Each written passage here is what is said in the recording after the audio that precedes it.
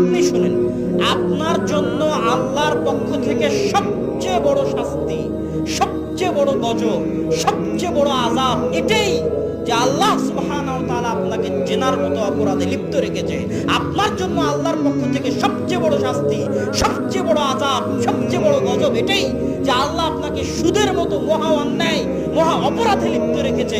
আপনার জন্য আল্লাহর পক্ষ থেকে শাস্তির এটাই সবচেয়ে বড় প্রমাণ যে আল্লাহ আপনাকে ফ্রি ফায়ার, পাবজির মতো নিকৃষ্ট গেমে ব্যস্ত রেখেছে। আপনার উপর আল্লাহর শাস্তির, আযাব, গজবের এটাই প্রমাণ যে আল্লাহ আপনাকে মদ, নেশা, জুয়ার আড্ডায় ব্যস্ত রেখেছে। আপনার উপর আল্লাহর শাস্তির সবচেয়ে বড় প্রমাণ এটাই যে আপনি আল্লাহর দয়া পান না, আপনি আল্লাহর রহমত পান না, আপনি আল্লাহর করুণা বঞ্চিত। আল্লাহর করুণা দৃষ্টি আপনার উপর নাই। কোন ভাগাড়ে পড়ে আপনি মারা যাবেন এটা আল্লাহ পরোয়া করে না। আপনি আল্লাহর দরবার থেকে বিতাড়িত, আল্লাহর রহমত থেকে বিতাড়িত, আল্লাহর করুণা থেকে বিতাড়িত।